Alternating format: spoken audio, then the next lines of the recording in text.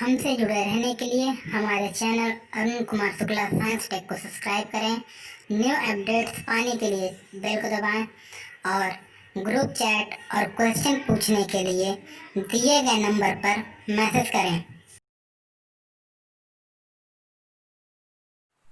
प्यारे बच्चों, आज हम लोग ऊष्मागतिकी से संबंधित हेस का नियम की चर्चा करेंगे।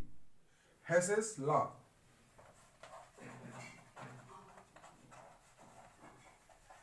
अब बच्चों, ये हेसेस लॉ क्या है, इस पर चर्चा करें।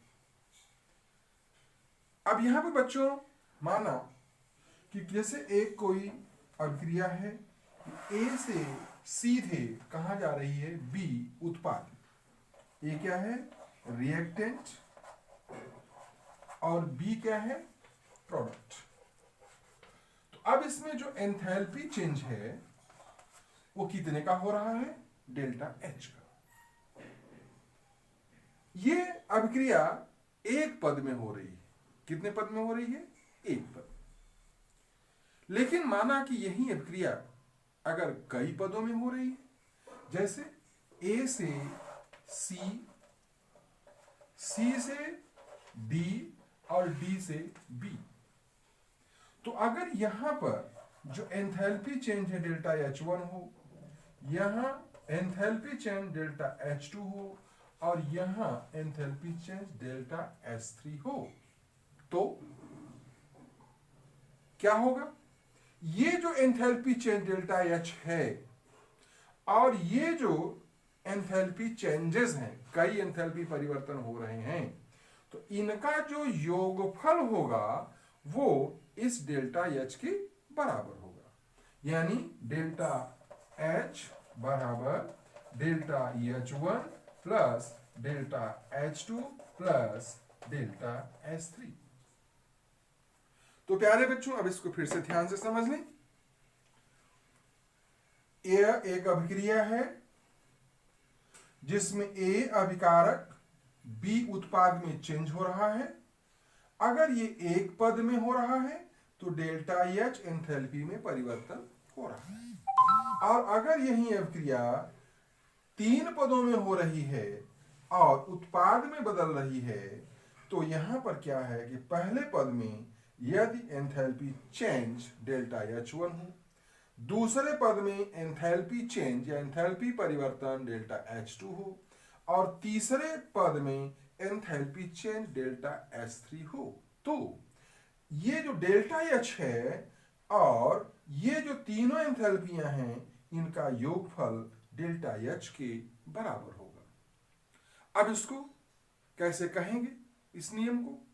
प्यारे बच्चों, किसी अभिक्रिया की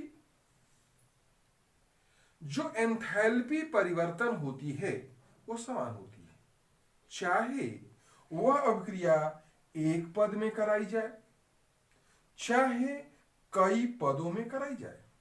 बात समझ गए? तो किसी अभिक्रिया की एंथैल्पी में परिवर्तन समान होता है, चाहे वह अभिक्रिया एक पद में संपन्न हो रही हो या कई पदों में संपन्न हो रही हो। बात समझ गए? तो एक पद में एंथैल्पी चेंज बराबर कई पदों में एंथैल्पी चेंज। तो कई पदों में है तो उनके एंथैल्पी को हम क्या करेंगे, जोड़ कर देंगे। प्यारे बच्चों, इसको Hess's law of constant heat summation भी कहते हैं। हेस का स्थिर ऊष्मा योग नियम भी कहते हैं। क्यों? क्योंकि यहां जब कई पदों में हो रही है तो हम लोग क्या कर रहे हैं, ऊष्माओं को जोड़ दे रहे हैं, योग कर दे रहे हैं।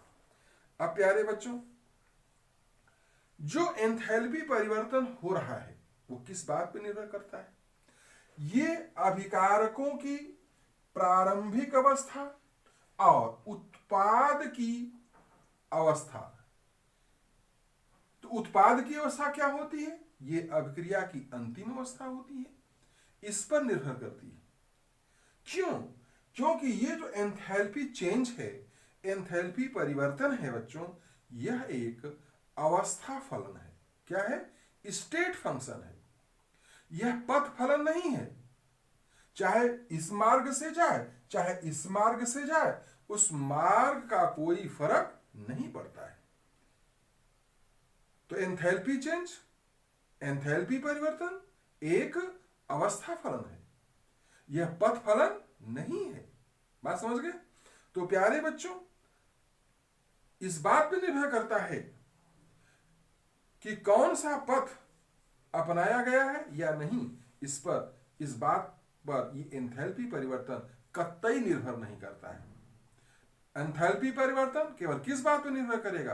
अवस्था पर। ध्यान देना, किस पर निर्भर करेगा प्यारे बच्चों? अवस्था पर। अब जैसे अभी ये जो है, इसको फिर से अगर हम इसको डिफाइन करें, बताएं, तो ए अगर सीधे बी में बदल गया तो यहां एंथैल्पी चेंज डेल्टा एच।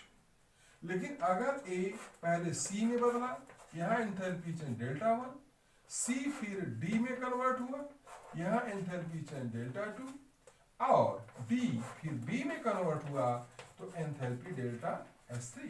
तो ये एंथैल्पियों का योग, भाई यहां भी क्या है? ए कहां गया? बी में, और यहां क्या है? ए सीधे गया बी में। तो जब ए सीधे बी में गया तो डेल्टा एच और ए अगर विभिन्न पदों से होते हुए बी तक पहुंचा तो ये सभी एंथैल्पियों का योग। तो हेस के नियम से क्या होगा? डेल्टा एच बराबर delta H one plus delta H two plus delta H three. बात समझ गए बच्चों? तो इसे क्या कहते हैं? हेस का स्थिर ऊष्मा योग नियम। तो पुनः इसको ध्यान से समझ लें। हेस के नियमानुसार कोई अभिक्रिया एक पद में हो रही है, चाहे एक से अधिक पदों में हो रही है, दोनों स्थितियों में जो एंथैल्पी परिवर्तन होता है वो समान होता है। अब प्यारे बच्चों, ये जो हेस का नियम है, इसके अनुप्रयोग क्या है? एप्लीकेशन क्या है? प्यारे बच्चों, हेस के नियम के द्वारा हम उन अभिक्रियाओं के एंथैल्पी परिवर्तन की गणना कर सकते हैं जिसकी एंथैल्पी परिवर्तन प्रायोगिक तौर पर ज्ञात नहीं की जा सकती। तो ऐसी अभिक्रियाओं के लिए भी हम लोग एंथैल्पी परिवर्तन की गणना कर सकते हैं। यह प्रथम उपयोग। दूसरा उपयोग क्या है बच्चों?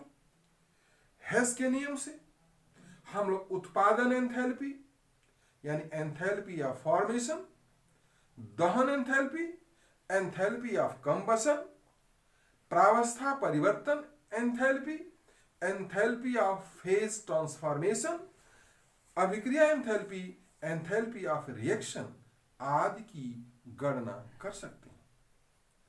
तो दूसरा एप्लीकेशन क्या हो गया कि जो विभिन्न प्रकार के एंथैल्पी परिवर्तन हैं, चाहे वो दहन एंथैल्पी हो, चाहे वो संभवन एंथैल्पी हो, चाहे वो अवस्था परिवर्तन एंथैल्पी हो, उन सब का अध्ययन हम लोग कर सकते हैं और इसके साथ ही उनके मान की गणना भी कर सकते हैं। और तीसरा जो सबसे महत्वपूर्ण है बच्चों, हेस के नियम से हम लोग आबंध एंथैल्पी यानी एंथैल्पी ऑफ बॉन्ड की भी गणना कर सकते हैं। तो इस तरह से हेस के नियम के द्वारा विभिन्न प्रकार के जो एंथैल्पी चेंजेस होते हैं उनकी गणना आसानी से की जा सकती है। तो ये रहे बच्चों आज हेस के नियम के उपयोग।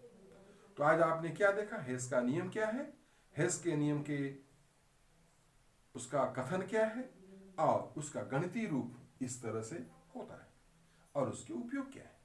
बात समझ गए? धन्यवाद।